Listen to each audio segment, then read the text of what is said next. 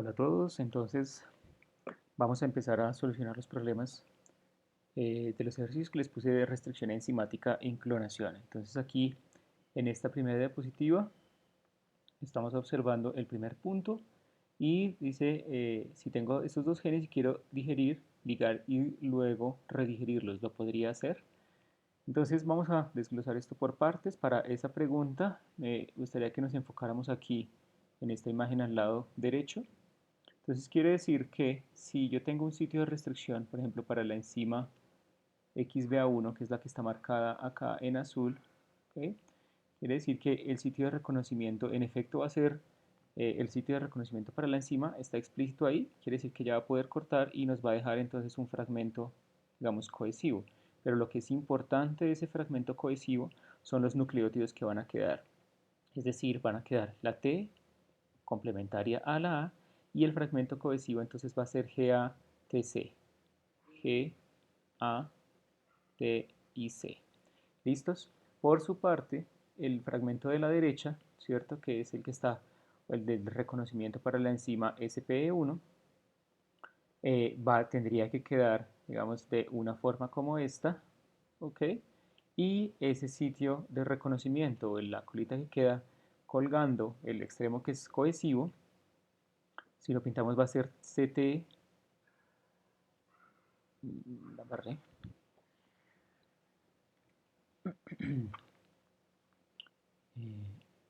CT, A, G, T y complementaria esa T va a ser una A.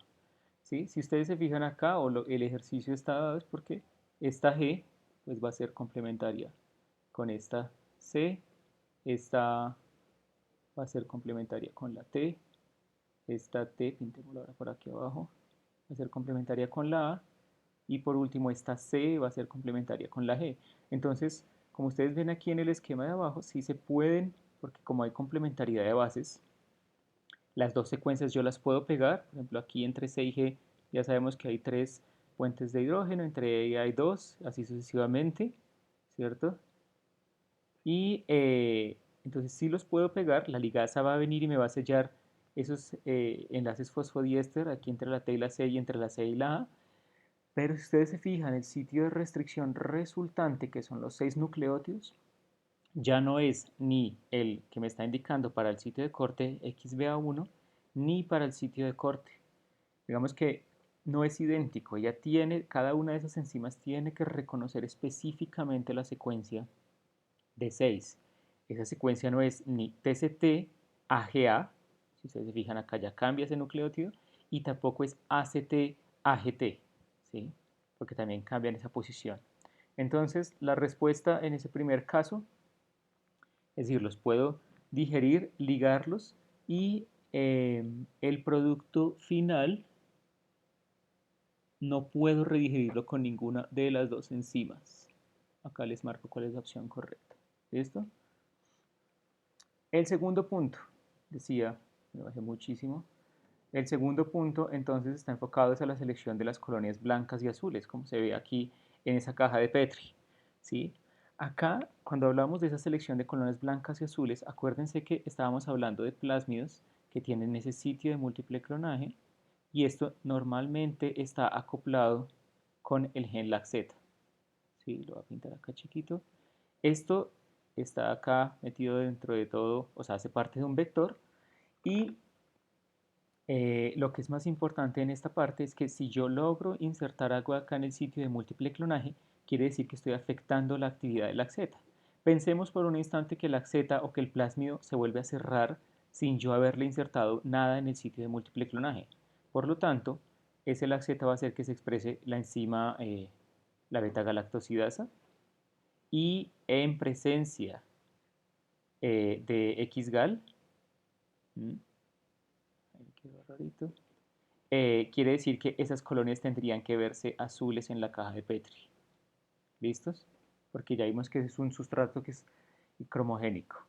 Si por otra parte yo tengo acá el sitio de múltiple clonaje, logro cortar esto con una enzima de restricción, por lo tanto el plásmido queda abierto, intentémoslo Acá le voy a pintar un gen o algo clonado, no importa qué es lo que sea lo que yo esté clonando, el caso es que al haberlo insertado, yo ya estoy afectando la actividad o que se exprese correctamente el gen LAGZ, que debe estar acá, o sea que este gen LAGZ ya no se está expresando correctamente, ¿cierto? Y si no se está expresando correctamente, quiere decir que las colonias en este caso van a ser blancas.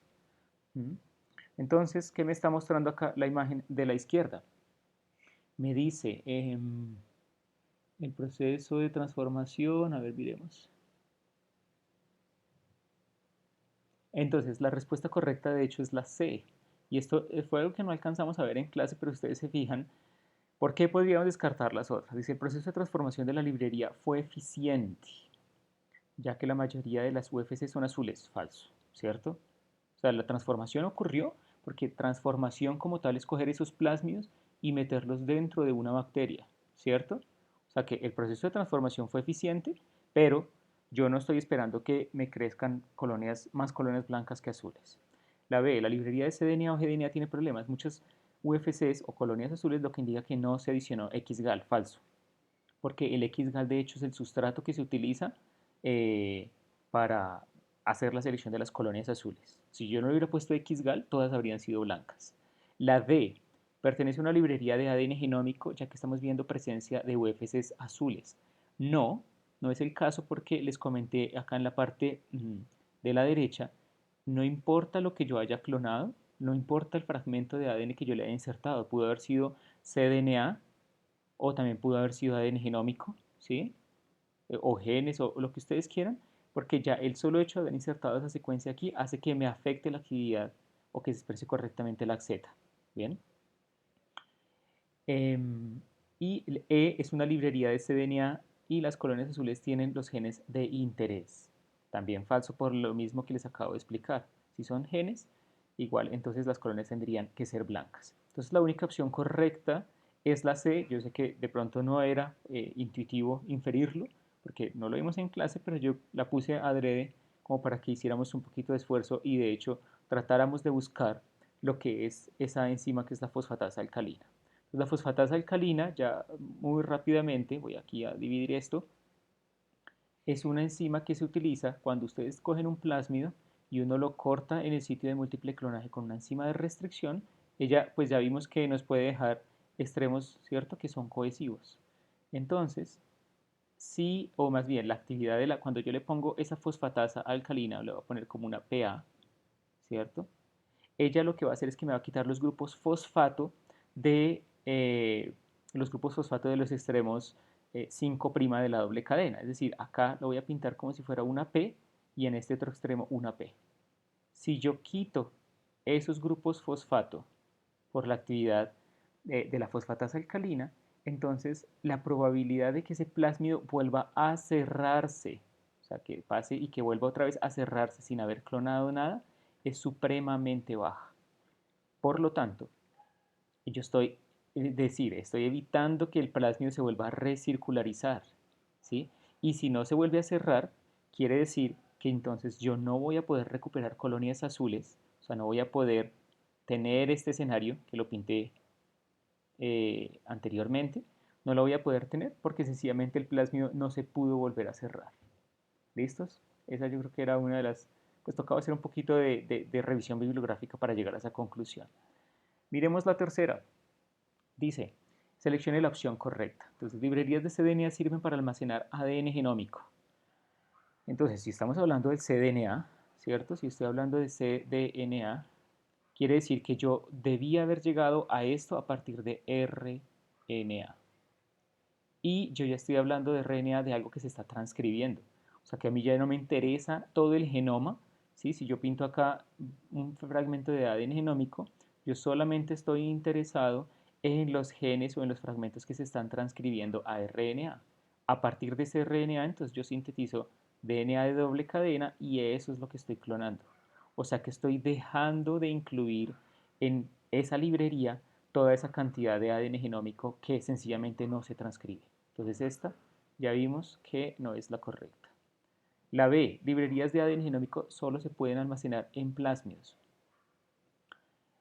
Hay otros vectores, ¿cierto? Mencionábamos lo de los bacteriófagos, lo de los fósmidos, cósmidos. El ADN genómico se puede almacenar en cualquier tipo de vector. ¿Listos? Se puede rastrear un clon de una librería de ADN genómico usando anticuerpos contra proteínas de interés. ¿Qué ocurre con esta? Voy a volver a utilizar la imagen de acá arriba a la derecha. ¿Por qué? Si estoy hablando de ADN genómico, quiere decir que yo debía haber cortado o fragmentado ese ADN genómico en partes, ¿cierto? Y puede que eventualmente esta región que les estoy acá resaltando haya sido clonada dentro de un vector y listo.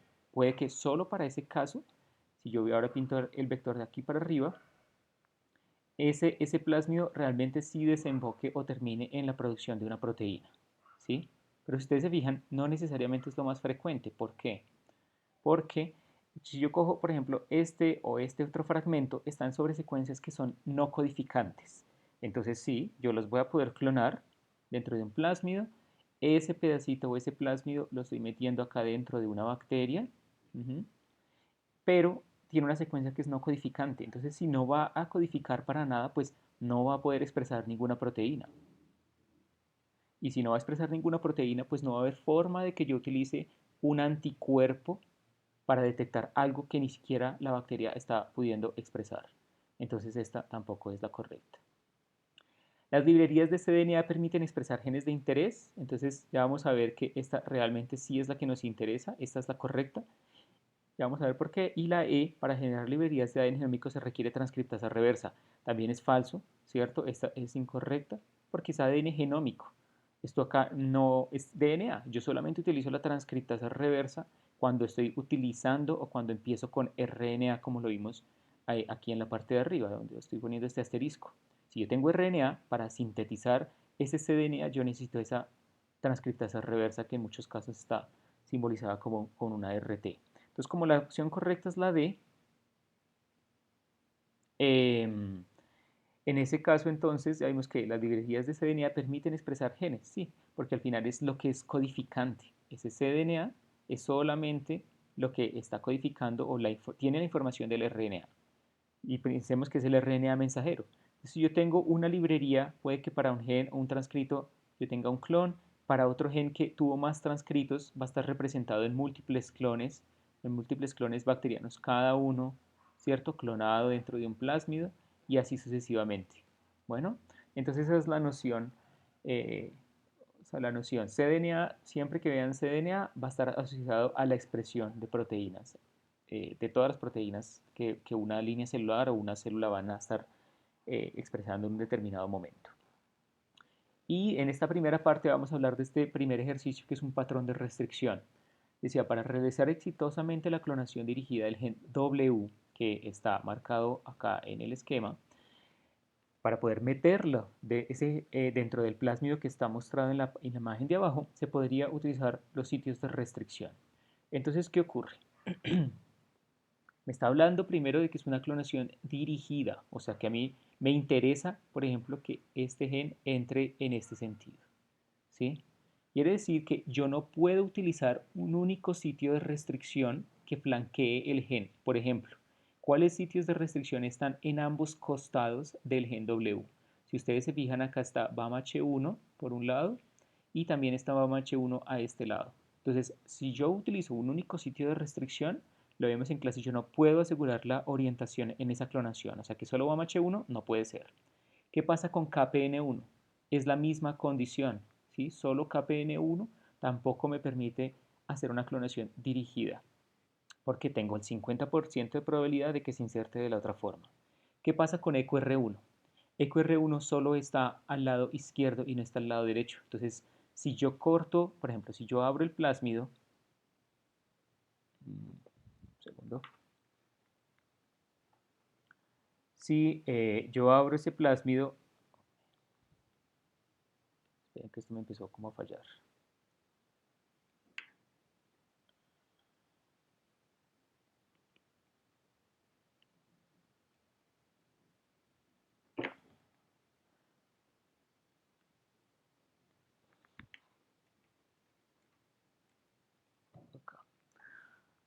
Entonces, si yo cojo ese plásmido, ¿cierto? Yo tengo un vector acá y lo corto con esa enzima de restricción, pensemos que es en un único sitio, pensemos que es con eco R1.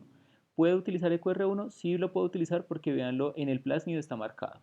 O sea que al abrirlo yo voy a dejar, digamos, dos extremos cohesivos, ¿cierto? De esta forma, ¿ok?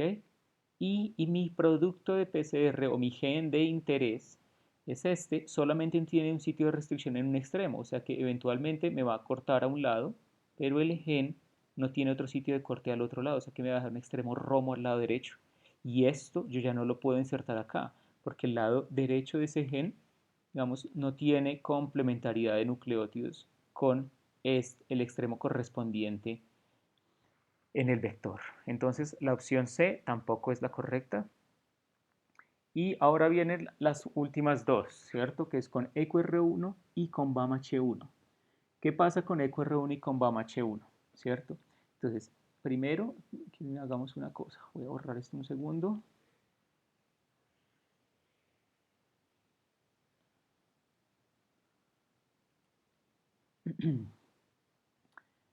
¿Qué pasa con EcoR1 y con BAMH1?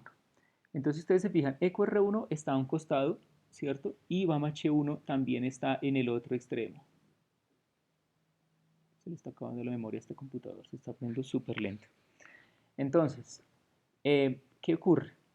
Yo tengo los dos sitios de restricción en el vector, sí los tengo. Acá está EcoR1 y aquí está BAMH1. La ventaja que tienen esos dos sitios, si ustedes se fijan, es que son los más adyacentes al gen W, ¿sí? O sea, yo tengo esta distancia, por ejemplo, acá y tengo esta otra distancia acá. No hay ningún otro sitio de corte, o sea que eventualmente, si yo cojo ese gen W, ¿cierto? Acá lo tengo y corto con un sitio de restricción, voy a pintar EcoR1 en un costado que me puede dejar, por ejemplo, este extremo cohesivo.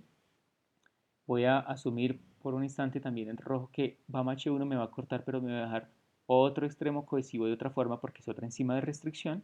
Y esos dos sitios de restricción también están en el vector, entonces sí voy a tener esa complementariedad de bases. Es decir, si yo pintara esto, digamos, como en términos de, como si fueran bloquecitos de información que fueran coherentes con los sitios de corte que me está dejando la enzima, yo sí tendría esa complementariedad a nivel del plásmido. Por lo tanto, acá yo sí podría unir esas secuencias coherentemente. Podría unir esto acá y podría unir estas dos acá y armarlo. Y puede entrar de una sola forma. Si ustedes se fijan aquí, el gen tiene una orientación. Si yo le doy la vuelta a ese fragmento, ya no va a poder el sitio negro, digamos, del fragmento del gen de interés, del gen W, ya no va a ser complementario con la región de la derecha del vector. ¿Listos? Entonces, la respuesta correcta, de hecho, es la D, la opción de por qué sí o por qué no. ¿Qué pasa con BAMH1 y con KPN1?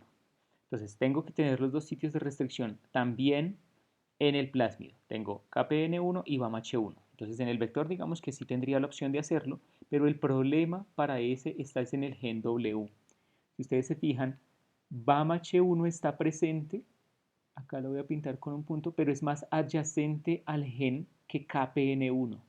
Por lo tanto, si yo cojo ese producto y lo corto con las dos enzimas, al final es como si lo estuviera digiriendo solo con BAMH1, porque es el sitio de corte más cercano al gen W. Entonces va a ser independiente, o sea, el gen KP1 no lo voy a estar perdiendo, digámoslo, en el análisis, ¿sí?